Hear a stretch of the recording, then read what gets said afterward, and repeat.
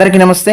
Welcome back to Shiva thoughts YouTube channel. Friends, AP EDCET 2025 అడ్మిషన్కి సంబంధించి notification అయితే మనకు release చేశారు. సో అప్లై చేసుకోవడానికి కూడా మనకు ఆల్రెడీ అప్లికేషన్ కూడా ఓపెన్ అయితే అయ్యింది. చూసుకోవచ్చు, ఇక్కడ మనకు లాస్ట్ డేట్ కానీ చూసుకున్నట్టయితే ఇక్కడ ఆన్లైన్లో అప్లికేషన్ పెట్టుకోవడానికి ఎలాంటి లేట్ ఫీజు కూడా లేకుండా మనము మే 14వ తేదీ వరకు అయితే ఆన్లైన్లో అప్లికేషన్ అయితే పెట్టుకోవచ్చు అనమాట.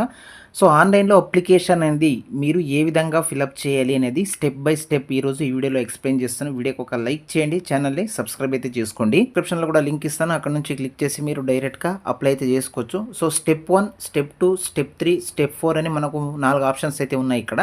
స్టెప్ 1లో eligibility criteria and fee payment అనేది ఇచ్చారు. నెక్స్ట్ మీ యొక్క పేమెంట్ స్టేటస్ని తెలుసుకోవాలి. Next fill application only after fee payment అన్నారు.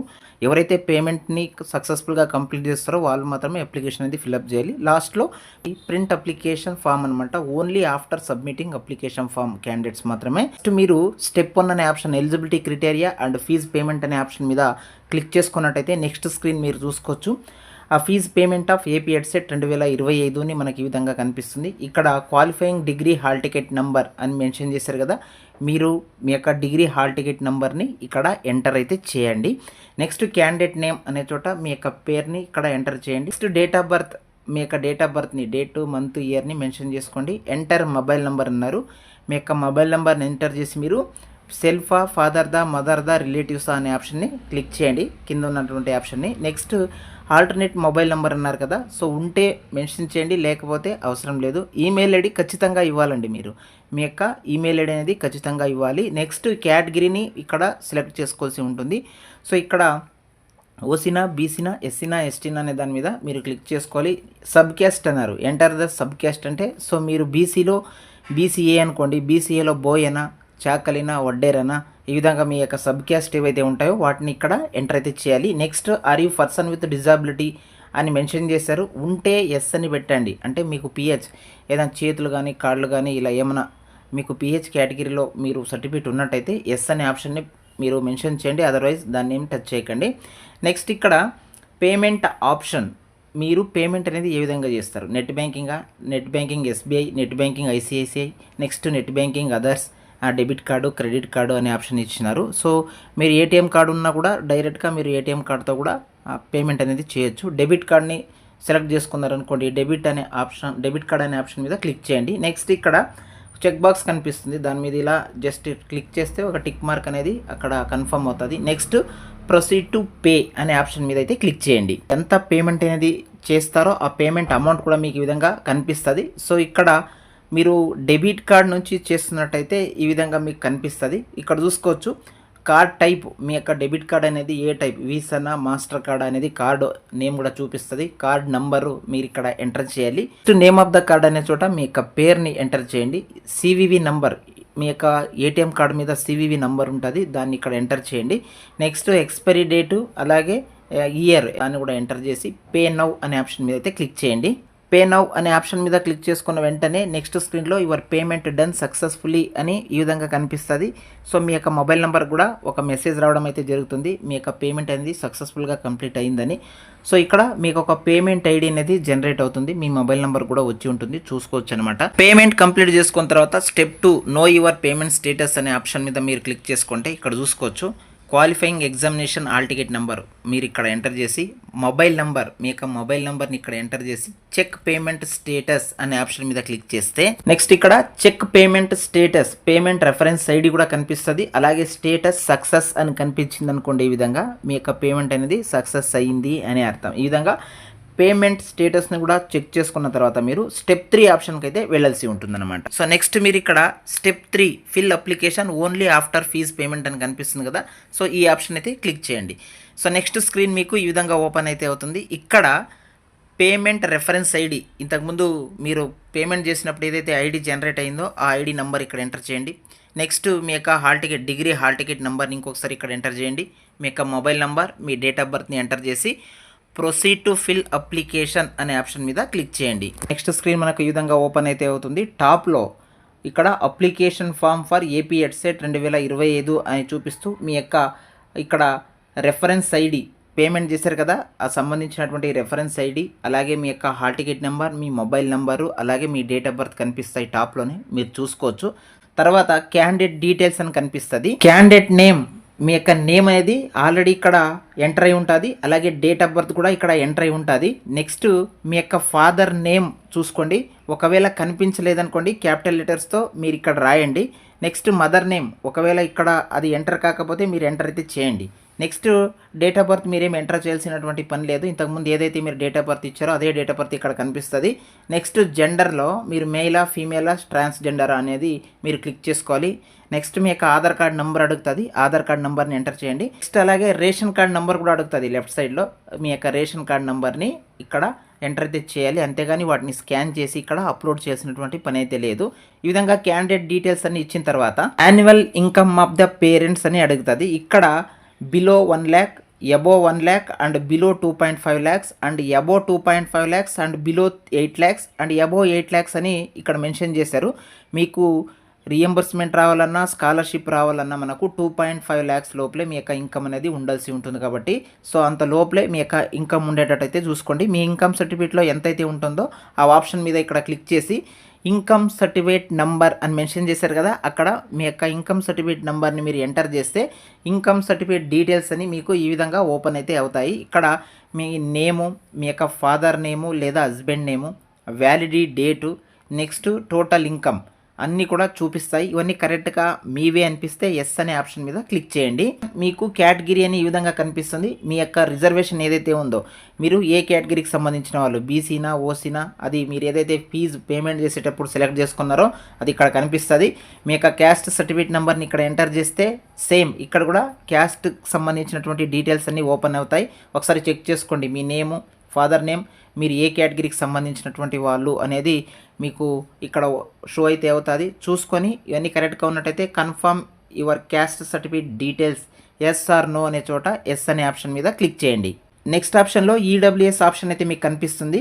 So economically weaker section eligibility మీకు ఉన్నట్టయితే ఇక్కడ ఈడబ్ల్యూఎస్ ఎలిజిబిలిటీ ఎస్ అనే ఆప్షన్ మీద క్లిక్ చేయండి, లేదంటే నో అనే ఆప్షన్ మీద క్లిక్ చేసుకోండి.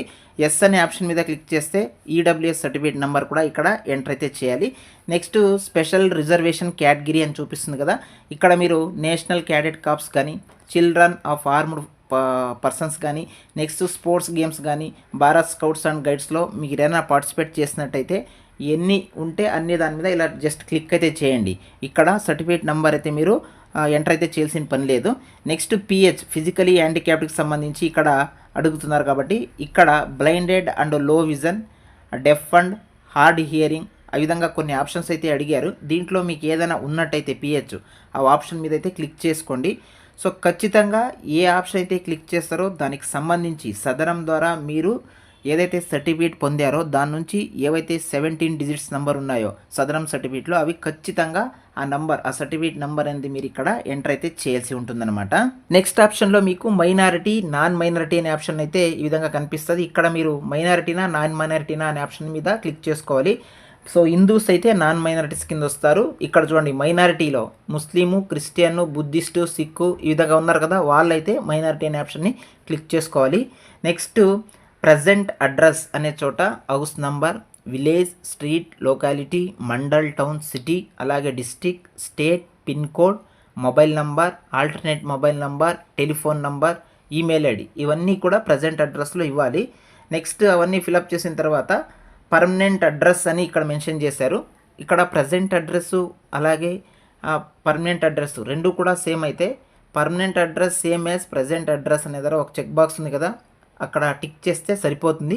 లేదన్నట్టయితే ప్రజెంట్ అడ్రస్లో ఏ విధంగా ఫిలప్ చేశారో అదేవిధంగా పర్మనెంట్ అడ్రస్ని కూడా ఫిలప్ చేయాలి. అడ్రస్ అన్ని ఫిలప్ చేసిన తర్వాత క్వాలిఫైయింగ్ ఎగ్జామినేషన్ అని మెన్షన్ చేశారు. ఇక్కడ చూసుకోవచ్చు మీరు ఏ క్వాలిఫికేషన్తో ఇక్కడ ఎడ్సెట్ రాస్తున్నారు అనేది ఇక్కడ మెన్షన్ చేయాల్సి ఉంటుంది. Type of the exam, any degree of 3 years duration చేశారా, లేదా బీసీఏనా, బీఈ బీటెక్ చేశారా, do you passes MA English also, do you passes PG degree also అని మెన్షన్ చేశారు. ఇక్కడ మీరు ఏ డిగ్రీ అయితే చేశారో ఆ ఆప్షన్ మీద క్లిక్ చేసుకోవాలి. క్లిక్ చేసుకున్న తర్వాత ఇక్కడ చూడండి major group subject of the qualifying exam అన్నారు కదా, enter the major group subject 1, subject 2, subject 3 కూడా మీరు మెన్షన్ చేయాలి. ఇప్పుడు బీఎస్సీలో ఎంపీసీ చేశారనుకోండి, మ్యాథ్స్, ఫిజిక్స్, కెమిస్ట్రీ ఆ సబ్జెక్ట్స్ నేమ్ కూడా ఇక్కడ మీరు ఎంటర్ చేయాలి. నెక్స్ట్ అలాగే డిగ్రీకి సంబంధించినటువంటి హాల్ టికెట్ నెంబర్ని మెన్షన్ చేయాలి. మీరు ఎప్పుడు పాస్ అయ్యారు, ఏ ఇయర్లో పాస్ అయ్యారో అక్కడ ఇయర్ ఉంటుంది, ఆ ఇయర్ని మీరు సెలెక్ట్ చేసుకోవాలి. ఏ మీడియంలో పాస్ అయ్యారు అనేది కూడా ఇక్కడ మెన్షన్ చేశారు చూడండి, ఇంగ్లీషు, తెలుగు, ఉర్దూ, అదర్ అని. సో ఆ మీడియం కూడా ఇక్కడ సెలెక్ట్ చేసుకోవాలన్నమాట. Next SSC or equivalent 10th class details అయితే ఇక్కడ ఇవ్వాల్సి ఉంటుంది. ఫస్ట్ అర్బన్నా రూరల్ అనే ఆప్షన్ మీద క్లిక్ చేయాలి. SSC hall ticket number, month of passing, year of పాసింగ్ని మీరు ఎంటర్ చేస్తే సో వెంటనే ఎస్ఎస్సి డీటెయిల్స్ అయితే మీకు ఈ విధంగా ఓపెన్ అయితే అవుతాయి. Candidate name, father name, date of birth, school name, district, confirm your school education details అని అన్ని కరెక్ట్గా ఉన్నట్టయితే ఎస్ అనే ఆప్షన్ మీద క్లిక్ చేయండి. అలాగే ఇంటర్మీడియట్ క్వాలిఫికేషన్కి సంబంధించి డీటెయిల్స్ కూడా ఇలాగే ఫిలప్ చేయాలి. Urban, rural, intermediate hall ticket number, month of passing, year of passing, group subjects అన్నారు, బైపీసీనా, ఎంపీసీనా, సీసీనా, ఎంఈసీనా, ఈ విధంగా గ్రూప్స్ అయితే ఇక్కడ ఓపెన్ అవుతాయి. ఆ గ్రూప్ అయితే మీరు సెలెక్ట్ అయితే చేసుకోవాలి. నెక్స్ట్ మీరు ప్లేస్ ఆఫ్ స్టడీని ఇక్కడ క్లియర్గా ఎంటర్ చేయాల్సి ఉంటుంది. 9వ క్లాస్ నుంచి డిగ్రీ దాకా మీరు ఏ స్కూల్లో చదివారు, ఏ కాలేజ్లో చదివారు, ఏ డిస్టిక్, ఎప్పుడు జాయిన్ అయ్యారు, పాస్ ఎప్పుడు అయ్యారు అనేది కూడా డీటెయిల్గా అన్నీ కూడా 9వ క్లాస్ నుంచి up to degree final year దాకా అన్ని డీటెయిల్స్ కూడా ఇక్కడ ఎంటర్ అయితే చేయాలి. అలాగే లోకల్ ఏరియా అనే చోట కింద చూడండి, మీరు ఏ లోకల్ ఏరియా కింద వస్తారంటే ఎస్వియు కింద వస్తారా, ఏయు కింద వస్తారా అనే ఆప్షన్ కూడా మీకు కనిపిస్తూ ఉంటుందన్నమాట అక్కడ. Next details of common entrance test అని మెన్షన్ చేశారు. ఇక్కడ చూసుకోవచ్చు, మీరు మ్యాథమెటిక్స్ మెథడాలజీ చేస్తారా, ఫిజికల్ సైన్సా, బయాలజికల్ సైన్సా, సోషల్ స్టడీసా, ఇంగ్లీష్ అని మెన్షన్ చేశారు.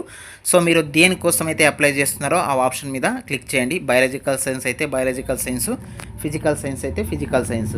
నెక్స్ట్ ఇక్కడ టెస్ట్ సెంటర్స్ అయితే మీరు ప్రిఫరెన్స్ పెట్టుకోవాలి. మీ యొక్క డిస్టిక్లో ఎన్ని సెంటర్స్ అయితే ఉన్నాయో అన్ని పేర్లు కూడా ఇక్కడ కనిపిస్తూ ఉంటాయి.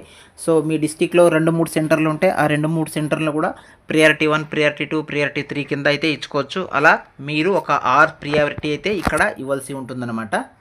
మీ యొక్క ఫోటో, మీ యొక్క సిగ్నేచర్ని ఇక్కడ అప్లోడ్ అయితే చేయాలి. మీ ఫోటో అనేది 50 KB కన్నా లోపలే ఉండేటట్టు జేపీజీ ఫార్మేట్లో మీరు అప్లోడ్ అయితే చేయాలి. సేమ్ అలాగే మీ యొక్క సిగ్నేచర్ కూడా 30 KB లోపలే ఉండేటట్టు జేపీజీ ఫార్మేట్లో అప్లోడ్ అయితే చేయాల్సి ఉంటుంది. నెక్స్ట్ ఇక్కడ మనకు ఒక చెక్ బాక్స్ అయితే కనిపిస్తుంది. బాక్స్లో ఆ చెక్ బాక్స్ మీద క్లిక్ చేస్తే ఒక టిక్ మార్క్ అయితే పడుతుంది. సో ఆ టిక్ మార్క్ పడిన తర్వాత మీరు ప్రివ్యూ అండ్ సబ్మిట్ అనే ఆప్షన్ మీద అయితే క్లిక్ చేసేయండి. ప్రివ్యూ సబ్మిట్ అనే ఆప్షన్ మీద క్లిక్ చేసుకున్న వెంటనే మీ అప్లికేషన్ అనేది మీకు ఈ విధంగా కనిపిస్తుంది. ఇక్కడ చూసుకోవచ్చు, మీరు ఈ విధంగా కనిపిస్తుంది. సో లాస్ట్లో మీరు చూడండి, ఏదైనా ఇంకా మాడిఫై చేయాలి అనుకున్నట్టయితే మాడిఫై అనే ఆప్షన్ కూడా మీకు కనిపిస్తుంది. మాడిఫై అనే ఆప్షన్ మీద క్లిక్ చేసి మీరు ఇంకా ఎడిట్ చేసుకోవాలంటే ఇప్పుడే ఎడిట్ కూడా చేసుకోవచ్చు అనమాట. సో లేదు అన్నట్టయితే ఇక్కడ డైరెక్ట్గా కన్ఫర్మ్ అండ్ సబ్మిట్ అనే ఆప్షన్ మీద క్లిక్ చేస్తే ఈ విధంగా మీకు your AP EDCET 2025 application confirmed successfully, please note your registration number for the future correspondence అని మీకు ఒక అప్లికేషన్ నంబర్ కూడా ఇక్కడ జనరేట్ అవుతుంది. ఇక్కడ ప్రింట్ అప్లికేషన్ అనే ఆప్షన్ మీద క్లిక్ చేసి డైరెక్ట్గా మీరు ఇక్కడ నుంచే మీరు ప్రింట్ కూడా తీసుకోవచ్చు అనమాట. ప్రింట్ అప్లికేషన్ అనే ఆప్షన్ మీద క్లిక్ చేసుకున్న వెంటనే మీ యొక్క అప్లికేషన్ అనేది మీకు ఈ విధంగా కనిపిస్తుంది. సో చూసుకోవచ్చు అనమాట.